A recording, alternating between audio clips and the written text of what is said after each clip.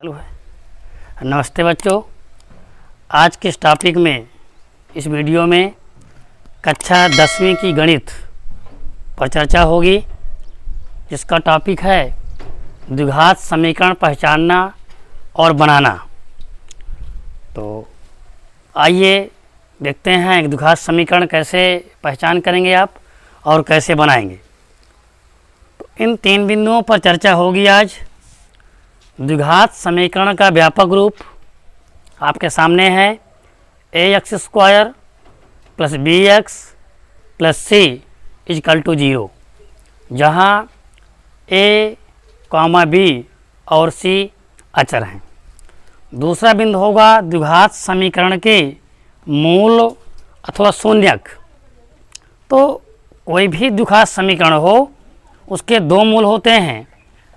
पहले को अल्फा लिखा जाता है, ये प्रतीक अल्फा का है, अल्फा, और जो सेकंड वाला है इसको बीटा लिखा जाता है। तो इन्हीं ये द्विघात समीकरण के मूल हैं, अल्फा और बीटा। अगर संख्या की बात करें कोई कि कितने होते हैं, तो दो होते हैं। तो तीसरा पॉइंट है द्विघात समीकरण बनाने का फार्मूला। तो x² माइनस ब्रैकेट में मूलों का योगफल इंटू x प्लस मूलों का गुणनफल = 0। तो आइए इनके तमाम सारे एग्जाम्पल देखेंगे और इस पूरे वीडियो में आप अंत तक वीडियो को देखिएगा। जो तीसरा पॉइंट है ये बहुत ही इम्पॉर्टेंट है परीक्षा की दृष्टि से, और अधिक से अधिक इसको जो है वीडियो आपको अच्छा लगे तो लाइक कीजिएगा, कमेंट कीजिएगा और चैनल को सब्सक्राइब जरूर कीजिएगा, ताकि प्रत्येक वीडियो हमारा आप तक आ सके। तो आइए पहले ये देखते हैं द्विघात समीकरण क्या है। द्विघात को यदि अलग अलग करोगे तो द्वि प्लस घात, द्वि मीन्स दो और घात मीन्स घात, यानी ऐसा बीजीय समीकरण जिसकी घात 2 हो उसे द्विघात समीकरण कहते हैं। फॉर एग्जाम्पल कोई भी क्वेश्चन लिखें आप, लेकिन शर्त यह है कि घात 2 होनी चाहिए। जैसे x² - 3x + 5 = 0, ये भी द्विघात समीकरण है। क्यों? क्योंकि इसकी पावर जो है, घात कितनी है इसकी? 2। तमाम सारे एग्जाम्पल होंगे। y² - (5) = 0, ये भी द्विघात समीकरण है।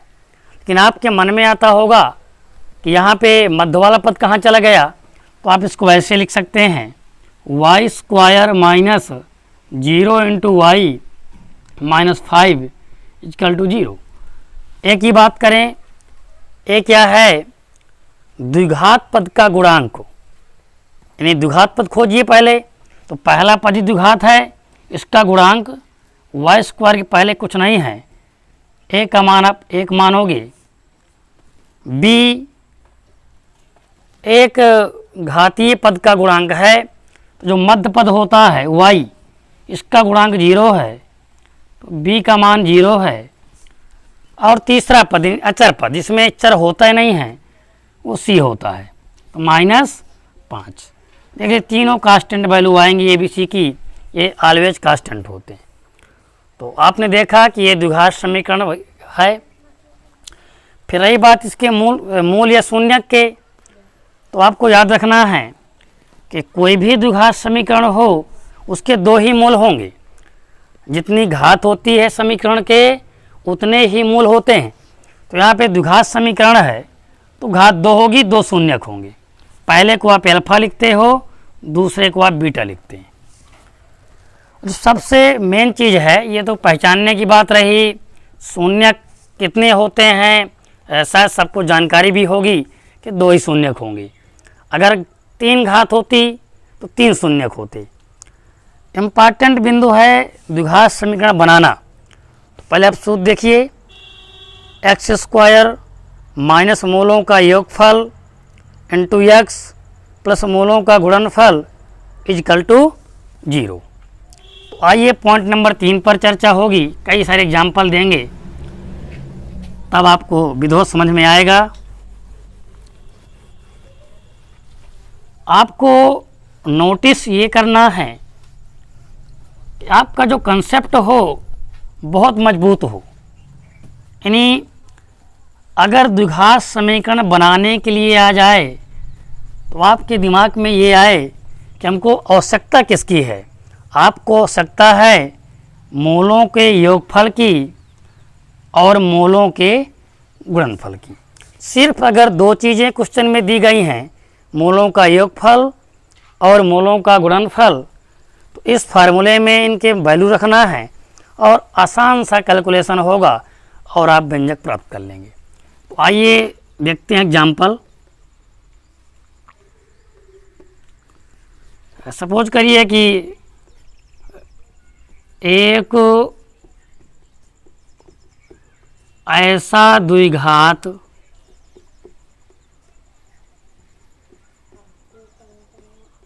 समीकरण बनाइए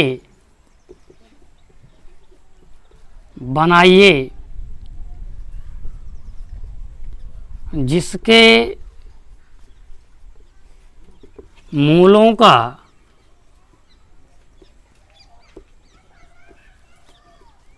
योगफल और गुणनफल क्रमशः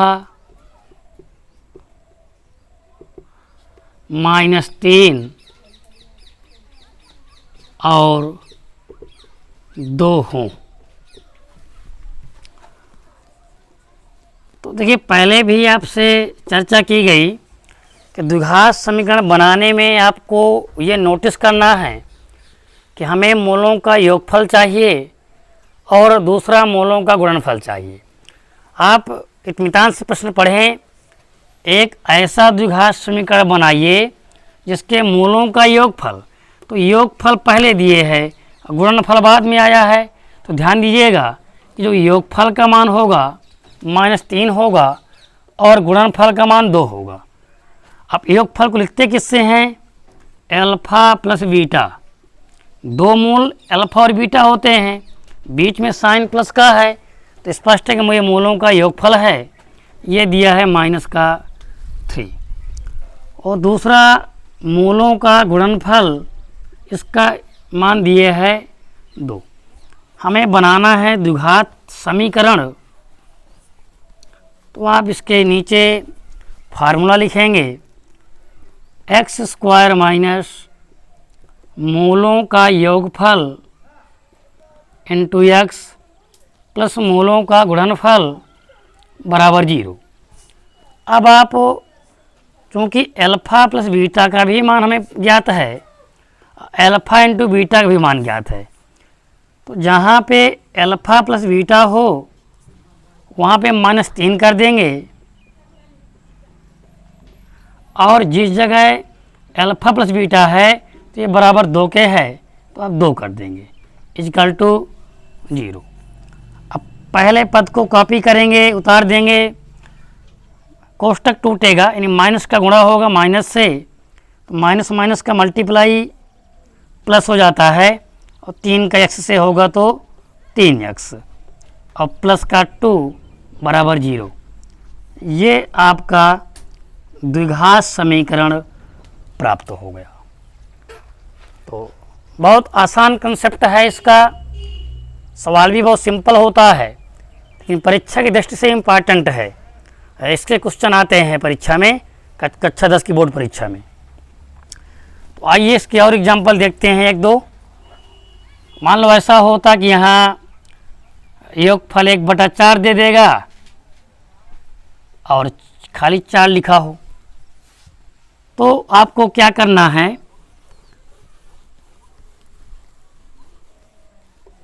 जो योगफल है देखिए अब कितना आ गया 1/4, तो 1/4 आ गया, और जो गुणनफल है वो आ गया 4 के बराबर। यानी आपको समझने की ज़रूरत क्या है, आपको समझना ये है कि हमें मूलों का योगफल मिल जाए और मूलों का गुणनफल मिल जाए, फिर इस फार्मूले पे रिप्लेस कर देंगे, अपने आप द्विघात समीकरण आपका प्राप्त हो जाएगा। तो दोनों वैल्यू हमें मिल गई। तो देखते हैं यहाँ एक्स स्क्वायर मूलों का योगफल ये बराबर है 1/4 के, तो 1/4 कर देंगे इंटू एक्स प्लस गुणनफल बराबर है 4 के, तो 4 लिख देंगे बराबर 0। अब इसको हल करेंगे तो एक्स स्क्वायर माइनस का 1/4x प्लस 4 बराबर 0। अभी ये भिन्न में प्राप्त हुआ, तो इसको रेखी करना है हमें। जो भी हर है उसका लासा निकाल लेंगे, क्योंकि हर में खाली 4 ही है, तो लासा की आवश्यकता आपको नहीं है। इस 4 का प्रत्येक पद में मल्टीप्लाई कर दीजिए, जो भी हर में आए उसका लासा निकालना है और उसका प्रत्येक पद में गुणा कर देना है। तो 4 का गुणा प्रथम पद में होगा 4x स्क्वायर। अब देखिए जब सेकंड पद में गुणा करेंगे आप इधर देखिए, तो 4 गुणे 1/4, 4 4 कट जाएंगे, बचे खाली 1x और प्लस जब 4 का गुणा 4 से होगा 16 इजकल टू 0। ये लिखिए, अथवा गुणांक में 1 लिखना उचित नहीं माना जाता, तो आप ये लिख सकते हैं माइनस का x प्लस का 16 इजकल टू 0। तो ये द्विघात समीकरण आपके सामने प्राप्त हो गया। तो एक आपने सिंपल में देखा था, एक भिन्नात्मक संख्या में देख लिया, तो 2 ही एग्जाम्पल आपके लिए पर्याप्त हैं। अगर और समझ में नहीं आया हो, कोई समस्या हो, तो कमेंट कीजिएगा, तो और किस पर चर्चा की जाएगी। अब देखिए ये क्वेश्चन परीक्षा में 2 तरह से आता है। यहाँ दिया है योगफल और गुणनफल, तब तो आपने बना दिया। अगर यही क्वेश्चन ऐसा लिख जाता कि जिसके मूल समझिएगा प्रश्न के कंसेप्ट को, जिसके मूल 2 और 3 हैं, 2 और 3 हैं, सिर्फ देख थोड़ा सा बदला है। एक ऐसा द्विघात समीकरण बनाइए जिसके मूल 2 और 3 हैं। इसके पहले आपको ज्ञात था मूलों का योगफल ज्ञात था और मूलों का गुणनफल ज्ञात था। अब यहाँ पर ऐसा नहीं है, ना तो योगफल पता हमें और ना ही हमको गुणनफल पता। इतना ज़रूर है कि उस समीकरण के मूल हमें ज्ञात हैं। तो मूल मैंने वीडियो के शुरू में चर्चा किया है, कोई द्विघात समीकरण हो उसके 2 मूल होते हैं, अल्फा और बीटा। तो आप मानेंगे, पहले को अल्फा मान लेते हैं और दूसरे को मान लेते हैं आप बीटा। अब चूंकि बनाना द्विघात समीकरण है, तो कंसेप्ट आपका पक्का है कि हमें मूलों का योगफल चाहिए और मूलों का गुणनफल चाहिए। एक बार इन दोनों को जोड़ देंगे तो अल्फा प्लस बीटा मिल जाएगा। अल्फा की वैल्यू 2 है, बीटा की वैल्यू 3 है, तो 2 3 5। एक बार दोनों का गुणा कर देंगे तो 2 इंटू 3 हो जाएगा 6। तो हमें अल्फा प्लस बीटा चाहिए था, वो मिल गया 5, और गुणनफल चाहिए वो मिल गया 6। अब लिखेंगे आप formula x square minus alpha plus beta into x plus alpha into beta बराबर 0। तो रखें मान आप एक्स स्क्वायर माइनस अल्फा धन बीटा किसके बराबर है, 5 के, तो 5 इंटू एक्स धन अल्फा इंटू बीटा किसके बराबर है, 6 के। तो ये आपका समीकरण बन गया। समझने की आवश्यकता पड़ेगी आपको, नहीं भी आप कंफ्यूज होंगे। जब मूल देगा तब ये प्रक्रिया अपनाना है आपको कि पहले हम मूलों का योगफल निकाल लें, यानी दोनों को जोड़ देंगे, जो दिया होगा योगफल ज्ञात हो जाएगा, और मूलों का गुणनफल निकाल लें, दोनों को गुणा कर देंगे। अगर मूल नहीं दिए, योगफल दिया है और गुणनफल दिया है, तब तो कुछ करने की आवश्यकता आपको नहीं है। यानी योगफल का तात्पर्य है अल्फा प्लस बीटा से, ये हमें ज्ञात है, और गुणनफल का तात्पर्य है अल्फा इंटू, ये भी ज्ञात है, और इसी दो की हमको आवश्यकता पड़ती है द्विघात समीकरण बनाने में। तो दोनों कंसेप्ट आपके क्लियर हुए। अब इसका तीसरा कोई भी कंसेप्ट नहीं बन सकता, दो कंसेप्ट से इसके प्रश्न आते हैं। देखिए, इसको थोड़ा सा और इसका कठिन रूप लेते हैं। मान लो ऐसा दे दे जिसका मूल है √3 + 1 और √3 - 1 हो, तो ये पूरा अल्फा है और ये पूरा बीटा है। तो माना अल्फा = √3 + 1 और दूसरे मूल को बीटा मान लेते हैं √3 - 1। बनाना क्या है? द्विघात समीकरण। तो पहले आप मूलों का योगफल ज्ञात करिए, इन दोनों को जोड़ दीजिए, √3 + 1 और प्लस √3 - 1। तो देखिए, ये दोनों करणीय संख्याएं हैं और ये दोनों पूर्ण संख्याएं हैं। तो करणीय से जुड़ेगी और पूर्ण का संबंध पूर्ण से होगा, तो दोनों पॉजिटिव हैं, जुड़ जाएंगे, तो आ जाएगा आपका 2√3 और +1 - 1 दोनों कैंसिल हो जाएंगे। तो मूलों का योगफल आ गया 2√3। आइए गुणनफल ज्ञात करते हैं। अल्फा इंटू बीटा, ये है अल्फा का मान √3 + 1 इंटू बीटा √3 - 1। तो एक आइडेंटिटी आप याद कर लीजिए हमेशा के लिए कि जब दो संख्याओं को एक कोष्ठक में जोड़ा जाए, उन्हीं को दूसरे कोष्ठक में घटाया जाए, तो हो जाता है a² - b²। तो इसकी तुलना कीजिए। देखिए, √3 और 1 को एक बार जोड़ा गया है, एक बार घटाया गया है, अतः ये सर्वसम यहाँ होल्ड होगी। a का मान √3 है और b का मान आपका 1 है, तो होता a का वर्ग √3 का वर्ग माइनस b का वर्ग, तो 1 का वर्ग होता है 1।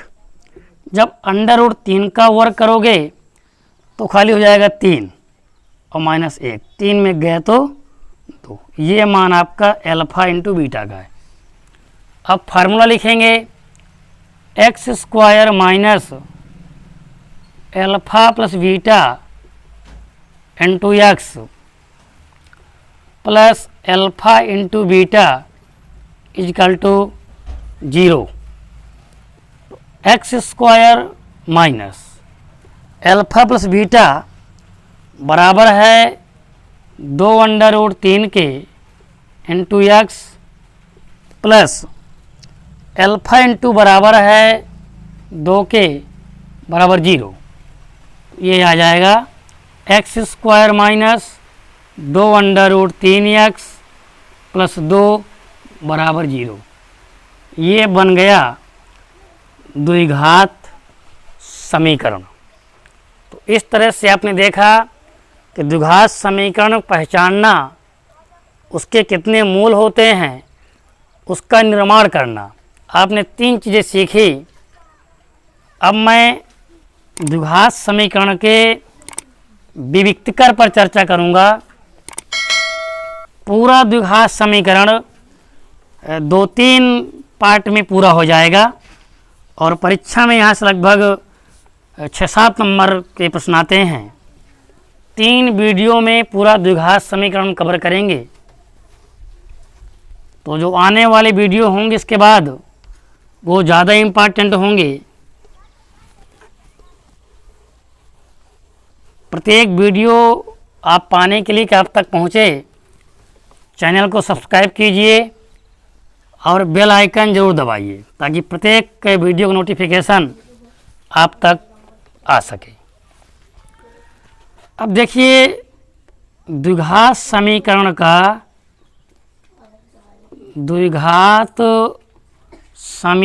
का विविक्तकर, कभी कभी तो यही पूछ लेता है कि इसका विविक्तकर ज्ञात कीजिए। विविक्तकर, इसको अंग्रेजी के अक्षर कैपिटल डी से प्रदर्शित करते हैं। इसका मान होता है बी स्क्वायर माइनस 4ac।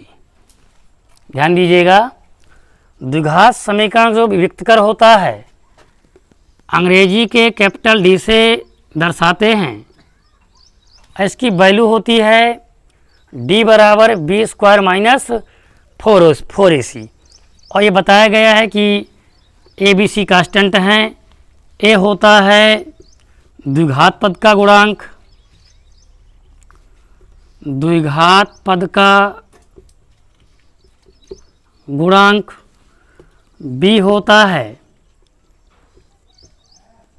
एक घातीय पद का गुणांक और सी होता है आपका अचर पद, यानी तीसरा पद जो भी होगा जिसमें चर नहीं होगा वो आपका सी कहलाता है। तो आइए इस पर क्वेश्चन देखते हैं। अब एक दो एग्जाम्पल में आप समझ जाएंगे। जैसे प्रश्न ये बनेगा, द्विघात समीकरण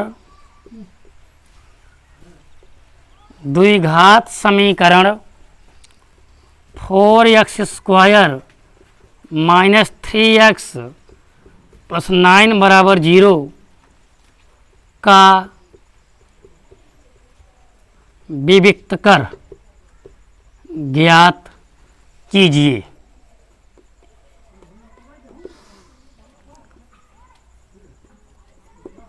तो देखिए, पहले आप जो भी क्वेश्चन दिया हो उसको कॉपी कर लीजिए, यानी उतार लीजिए।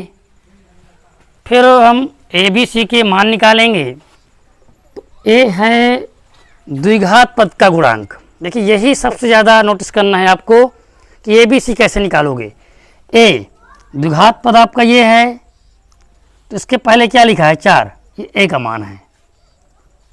अब हम देखेंगे कि बी क्या होता है, एक रेखीय पद का गुणांक। एक्स के पहले क्या लिखा है माइनस का 3, ये बी हो गया। और जिसमें चर नहीं है वो पूरा सी होता है, तीसरा पद सी होता है। सी की वैल्यू आ गई 9। अब बहुत आसान होगा, विविक्तकर ज्ञात करना है तो आप जानते हैं कि डी बराबर बी स्क्वायर माइनस का 4ac। अब इन तीनों की वैल्यू रिप्लेस कर दीजिए। b बराबर है -3 के, तो -3 की घाते 2 माइनस 4, a का मान है 4 और c का मान है 9। तो अब गुणा कर लेंगे आप। -3 के घाते 2 है, चूँकि घात सम संख्या है तो ये माइनस चिन्ह अपने आप पॉजिटिव हो जाता है। एक फार्मूला आपको याद होगा, -1 के पावर n। अगर ऐसा लिखा है तो यदि n एक सम संख्या है, तो ये चिन्ह अपने आप प्लस में बदल जाएगा। और अगर ये n एक विषम संख्या है तो ये माइनस चिन्ह बना रहता है। तो ये चिन्ह आपका 2 सम संख्या है, तो 3 का वर्ग हो जाएगा 9 माइनस 4 का 4 से गुणा, 4 चौक 16 होगा, और 16 का 9 से गुणा तो 16 नैया 144। अब 144 में 9 घटा दीजिए तो 14 में 9 जाएगा तो 5,